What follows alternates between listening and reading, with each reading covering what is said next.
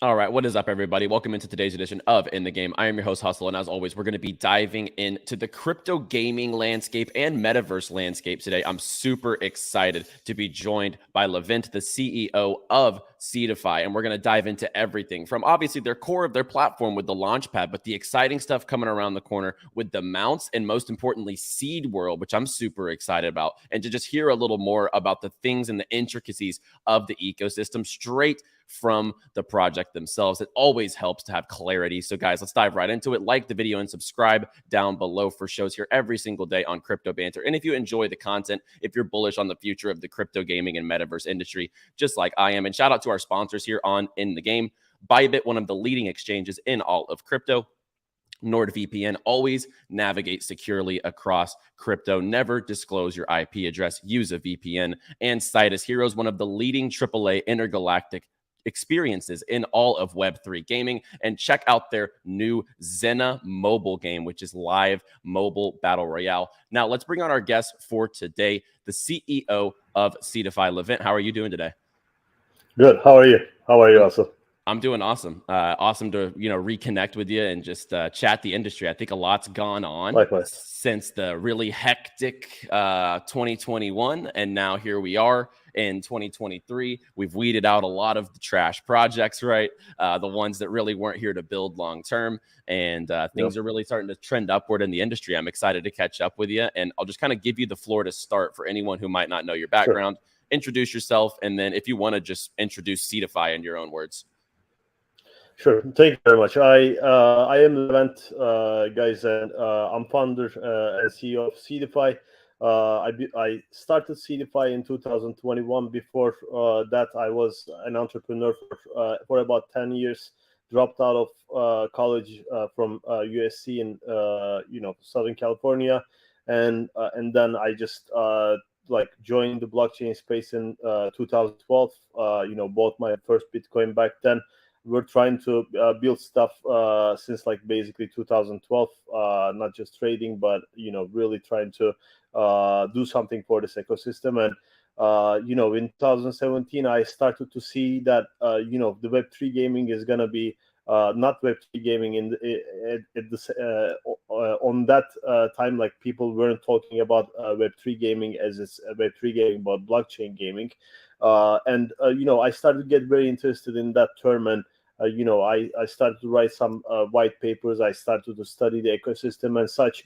And in 2021, basically, as Seedify, we were the first Launchpad who announced, Web3 gaming and blockchain gaming focus. And after that, we just started to launch a lot of projects. At first, when we started to do the first IGOs, most of the projects were play to earn. So and there was the Axie Infinity craze. People believed that play to earn was gonna be the biggest thing ever. But of course, then we as an industry, we found out that it was just not gonna work without fun games and great experiences. So back into 2023 now, it's a lot of playable games in our Seedify's incubation program.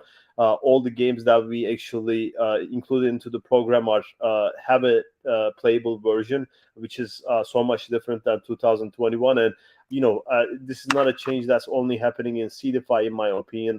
The industry in itself is maturing a lot, and we're really interested in seeing how everything is going to be evolving, but super excited for what's coming up for both the Web3 gaming and Metaverse space. And thank you for hosting me again. So, I watch your show a lot. It's one of the greatest shows about the space. So, really great to be here, man.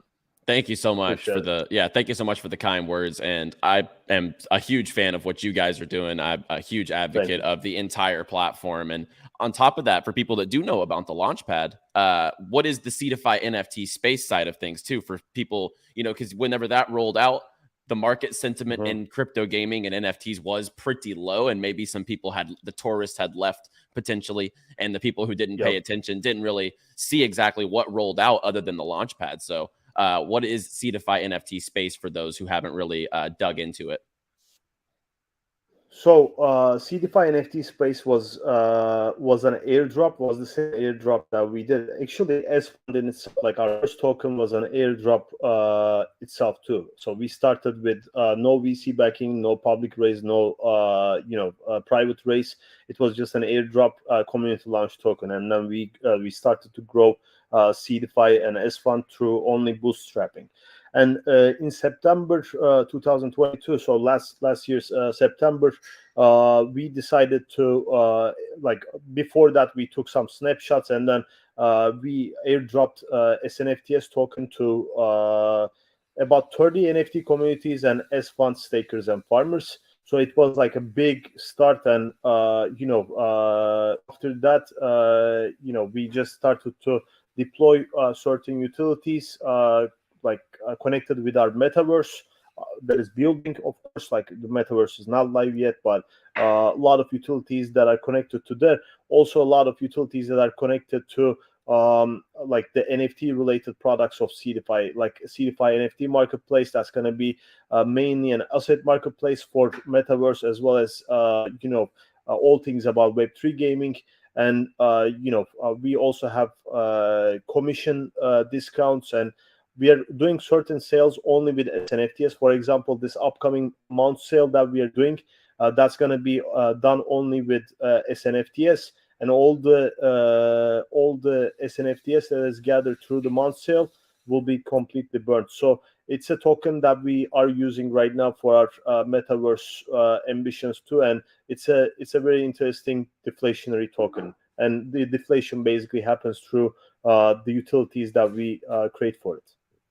Yeah, fantastic. A really, really good way to describe it. And let's tie it into the metaverse side of things. So I think the latest and, what I think is one of the most exciting things coming out of Seedify is Seedworld. So obviously Seedworld, I don't think there's been a ton disclosed and put out, to the public yet, like you said. But what is out there that you can spill regarding, give us a synopsis or overview of what is Seedworld? Sure. So it's been only like literally 1 week since we really started to talk about Seedworld. Before that, it was only certain little things that the community heard about it, but nothing too much. And this week with the AMAs and with the spaces and with the mounts sale upcoming, we decided to actually share much more. And there's going to be also the dev updates going to be happening like very frequently from now on, because there's a huge team right now behind Seedworld, which is a division within Seedify called Seedify Meta Studios.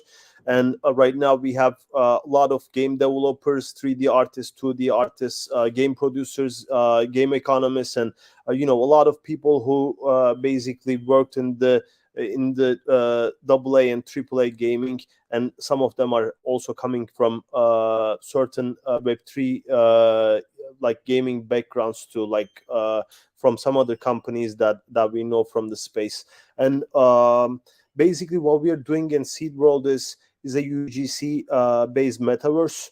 And what we UGC basically means for people who, I'm sure you already know about UGC, but for the general audience, basically user generated content means that instead of a company basically building everything themselves, for example, think about an MMORPG game like World of Warcraft. Basically, the World of Warcraft completely gets created by Blizzard itself, and you as a gamer, you just join the world, you experience the game, you join a guild and stuff like that. There are certain experiences that are unique to you, but you're not creating the world. But in UGC, basically, the main difference is you have the tools, you have the tool set, and you have the mechanisms and to basically create and imagine something and make that imagination come into reality in the metaverse. And of course, like these are just conceptual ideas. And how are we doing this as in Seedworld? So we are working on an engine that basically easily makes you create games. There are certain frameworks in there that's going to be basically a drag and drop stuff too. There's also going to be script related stuff, which like if you want to do something very, very customized, then you can use Lua. And our interface is going to look very similar to Unreal Engine, but with some very, very easy to use systems, and some connections to like our own asset marketplace, connection to our own talent marketplace, and other things. So basically you can, while you're building your land and the experience on top of it, you can basically use assets that other designers has created. You can buy it from them, or if it's free, you can get it from them. You can hire others, whether it's a game designer, game economist, or a customer like artist for you, or, other people who wanna who you can actually build as a team. There's connections with these kind of stuff too in the seed world. But basically, in a nutshell, what we're trying to create is give people the tools to create the best social gaming metaverse that's going to be available to people in the shortest term. So such an ambition, of course, is a big ambition, and it needs a big team, and and it just doesn't end there. But we've been working on Seedworld, basically creating the team and doing the first NFTs, and doing a lot of background planning work since that big time right now. It's been going on since 2022. So I would say that it's going to be a very, very interesting thing that will take Seedify to the next level. Yeah, I'm super stoked to just see this come to life. And let's talk about the power of user-generated content in Web3, because you look at these traditional studios and you don't have any customization. They just sell you packs, endlessly profit off of it, never give the community insights as to what they actually want to see inside the game. But in Web3, there's such a unique opportunity with the community side of things, first of all, where the projects do listen to their community and actually actively implement feedback. That would never happen at a huge company in the centralized gaming or meta or, world building space, whatever you would, digital experiences, whatever you would want to term it, that is not capable in those, traditional titan of industries. It's not built for that. Yeah. So user-generated content and Web3 goes hand in hand. So talk about like your ideology on why user-generated content would take the experience to that complete next level. So think about it this way. It's a very simple example. World of Warcraft was the best MMORPG game for a long time. And then, guys like, for example, 𝗏𝗏𝗏𝗏, like its biggest Twitch streamers, start to talk very bad about MMO, the World of Warcraft experience. Like after the Pandarium, expansion, I feel like it started to get a lot worse, and people talked about this a lot, but the feedback wasn't getting taken by the studio, and Blizzard was the studio that everyone loved at the time. But it started to lose its value because it was just not listening to feedback. It was not improving accordingly. But think about right now, just another way where you just don't need the studio to build everything for you. Like as a you can decide, okay, these we're gonna be basically taxing the land in this much, and we're gonna be creating an MMORPG game here. In this land, I want to create a great simulation experience, and I just want to put these kind of mechanisms in there. And in another land, another person can decide a completely different game. But the good thing about all this UGC stuff is people actually care about building the games. Like, for example, Roblox has about 40 million games in it. I'm not kidding. The number is 40 million right now. It's not, of course, like 40 million games that are all like super great or something like that. But if you think about Roblox, just like usage demographic, it's only like almost kids. Like there's some teenagers that play it too, some maybe more mature people as well. But it's mainly connected with kids. But still, it has such a big usage that the market cap of a of a kids metaverse basically is $20 billion right now, and that's like the market cap of Roblox itself. It's bigger than most of the like verticals like together in blockchain basically. So there's a big opportunity, and this is just the basic. Like Roblox doesn't have a Web3 gaming economy, it doesn't have cryptocurrency, it doesn't have NFTs, it doesn't have progressive resources that are actually like persisting throughout the world, meaning like it's like an MMORPG world where like you can actually farm this item, you can farm this resource, and then you can craft new NFTs, you can craft mounts and stuff like that. So what UGC creates is once you create the UGC, and once you're really creating the economy in the nice way, it can expand in itself to such a major thing that like it will be 1,000 times massive than the studio even thought of in the beginning. That's the power of UGC, and that's why we are like Seedify. Instead of we are saying, okay, we want to build the greatest MMORPG experience, we are saying, okay, we want to create the best metaverse tools, best UGC engine, and best UGC services that are connected to this platform. So the users actually can come and create this themselves, and we have a lot of cool incentive mechanisms, like for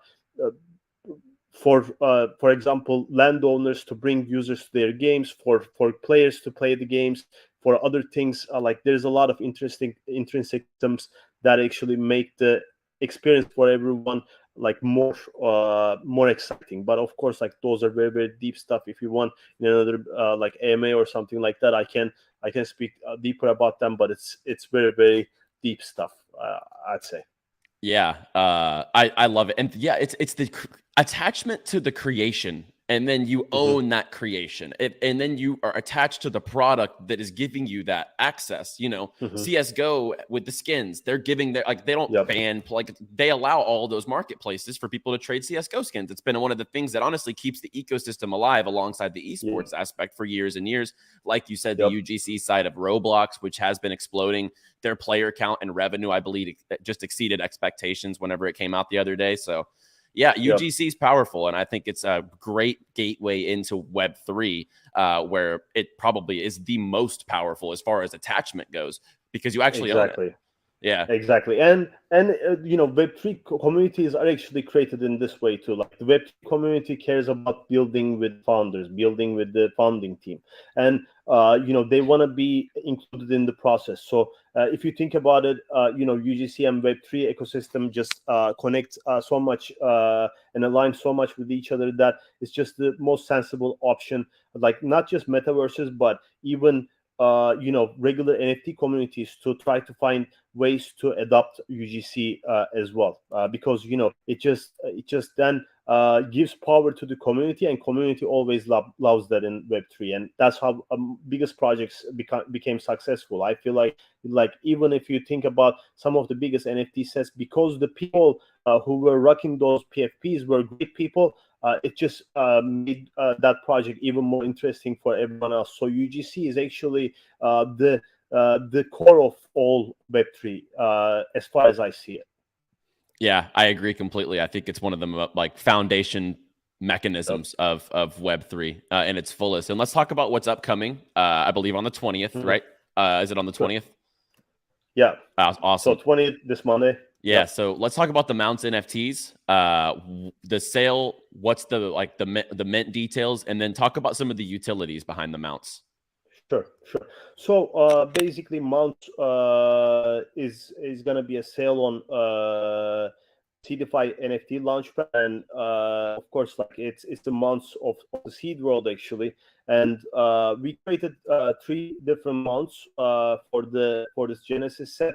One Skyrider, it's the flying mosquito-like mount that actually is mostly about like basically sucking water in like desertic places and selling it to towns, selling to other players. Since this is a steampunk start, like the water and steam has a lot of importance in the lore, and basically the the mosquito is one of the most important months to make sure that the survival happens in the metaverse. And the Death Runner, for example, is the fastest mount among all the mounts, and its utility is basically to serve as a mount. As you would see in an MMORPG game, it doesn't carry so much more resources, or it doesn't really has a very special ability, but its ability is to run fast, and so, you can gather certain things faster, you can do quests faster, that sort of stuff. So it's an all-arounder, I would say. And for the Blood Mother, we have like three versions, sorry: the 4-legged version, 6-legged version, and the 8-legged version. The bigger, basically, the more legs that it has, the more weight that it can carry. And Blood Mothers is mostly great for resource gathering, because like compared to all the mounts, all the Genesis mounts, they can carry a lot of resources. And like if you have 8-legged one, you can basically become a great grinder, and you don't have to go back and forth to the town so much. So that gives the goodies to the grinders of the metaverse, I would say.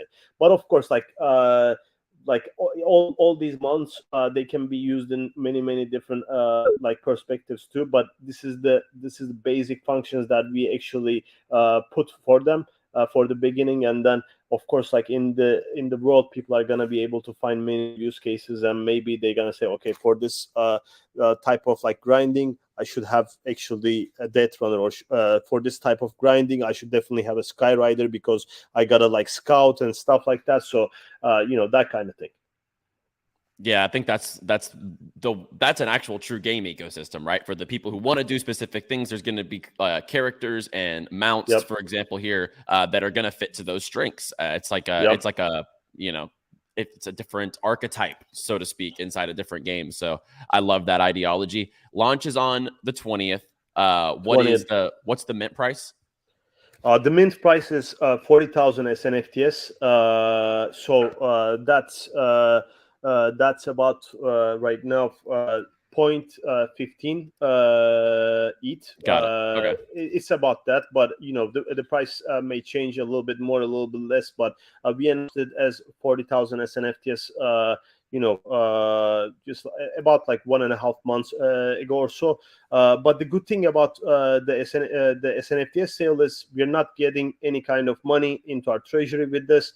We're gonna be burning all the SNFTs gathered from this sale. So that's like that's gonna give back to the community. And since SNFTs has been an airdrop too, and after that we're doing this also as an extra thing, and all that SNFTs from the circulating supply is gonna be burnt. It's just basically it's rotating the buck in the ecosystem in the direction of creating more value with the creativity of the Seedify Meta Studios, basically. And there's one more good thing about it, which is there's going to be staking of the mounts very soon, and you're going to be able to get half of that actually SNFTs back if you stake until maturity with each mount. So then the price gets lower to less than 0.1 ETH because you're going to be basically getting that SNFTs back, and hopefully maybe it's gonna it's gonna be a free month for you by then. Yeah, it makes sense completely. You could potentially redeem that in NFTs. Yeah. Always trips me up if I have to say that. I always just say SNFTs. I don't say the individual letters. But couple questions. Obviously, would never ask when is it launching, but is there a rough timeline for whenever Seedworld could potentially see some footage or go like obviously alpha, any sort of timeline or rough estimate, like goals maybe? So we are definitely thinking to show more stuff to the community, but I would say in Q3, Q4 you will be able to see a lot more about it. I feel like on Q4 definitely there would be the experiences and there will be like a lot of activities. in Q3, I would say that there's gonna be the more like first experience of it. But yeah, Q4, I feel like that would be a good time to start to experience like most of the core stuff in it. But I wouldn't want to say that all the seed world is going to be created in the Q4 like that.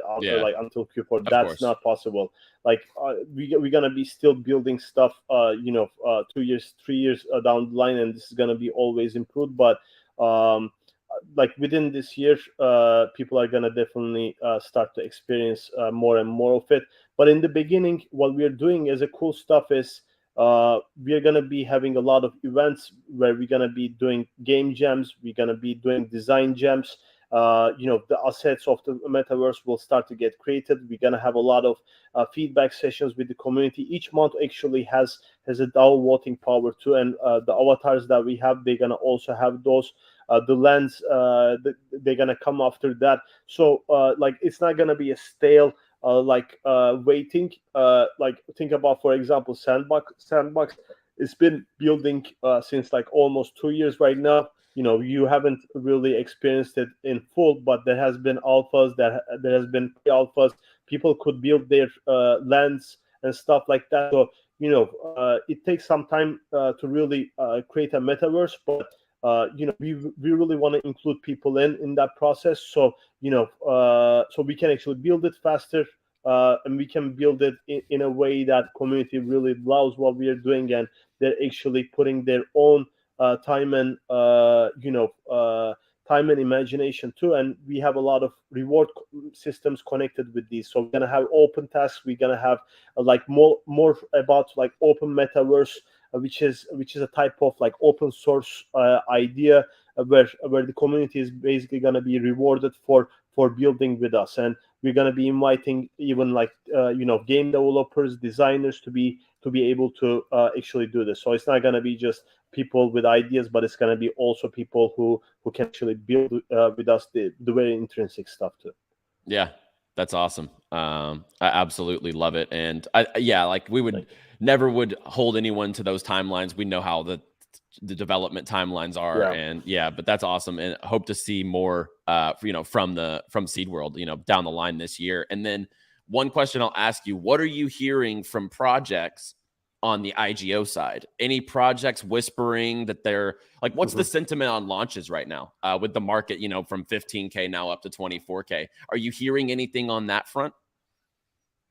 About the gaming? So on the IGO side, not necessarily if anything's going to launch soon, but what are you hearing from projects that Seedify does talk to on launching their tokens on the Launchpad side? What's the sentiment now that the market has gone from 15 to 24K? In the span of what feels just like a month, right? I mean, it happened very, very quickly.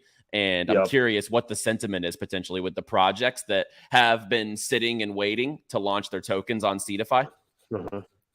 I would definitely say like projects are getting more and more excited as the market gets better, but we also make sure that the projects are ready to launch, and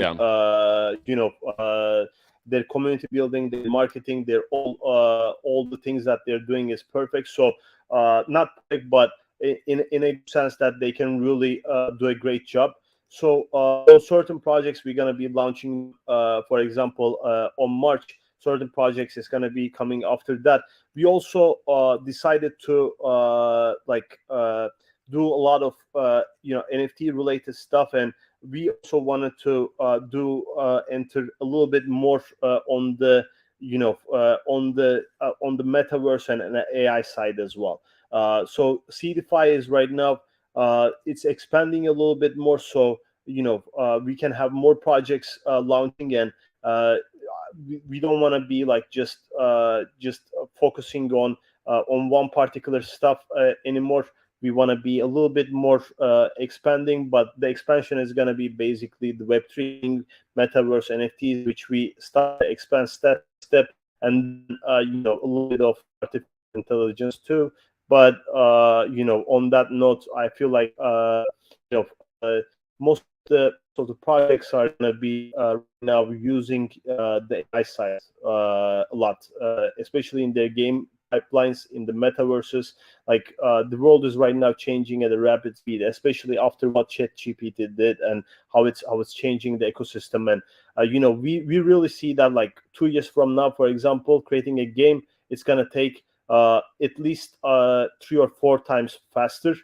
Because of what AI is bringing to the table. Like it's already happening. 𝗍𝗫 and all the big like gaming and like big VCs are actually trying to put their money into tools and tooling that actually can make this ecosystem faster and more resourceful. Because as you know, like the main problem with the gaming was people wanted to create a lot of sick ideas, but in order to create a real good game, it takes a lot of money and it takes a lot of resources. But what if right now the next like softwares and the next technologies can really make like creating a game much more easy and creating a game much more less costly. So then basically the indies will be able to compete with the AAA, and that's a whole gestalt change for the gaming ecosystem, I feel like. And I feel like that's another thing that is going to be very, very used in the 3 gaming as well as regular gaming space as well. Yeah, I absolutely agree with that sentiment. So where can people find more about Seedify, Seedworld, and then if they want to follow yourself?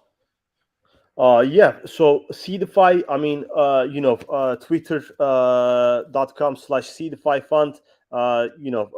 They can definitely follow this account, and we share most of the stuff over there. My own personal account is 𝗕𝗆𝗥𝗍𝗄, meta dash not dash, but what do you call that? The underscore. The underscore, yeah. The meta underscore alchemist is my own username on Twitter. And Seedworld Meta, of course, like our new Twitter for the Seedworld.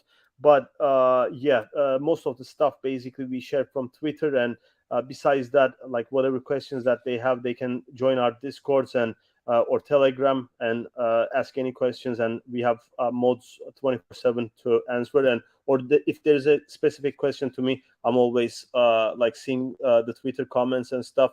And anyone can shoot me in a DM or message. Like everyone should feel free, basically. Awesome. Yeah, I really appreciate the time. I know y'all are super busy before the mounts launch and with everything y'all are building. So thank you so much for about the half hour here on the show. And guys, if y'all enjoyed it, if y'all are bullish on Seedify, the mounts, Seedworld, everything coming, like the video, subscribe down below for more top tier project interviews like Seedify coming to the channel here on In the Game. And Levent, thank you so much for your time once again. Thank you very much, Russell. Absolutely. Y'all have a great day and play well, my friends.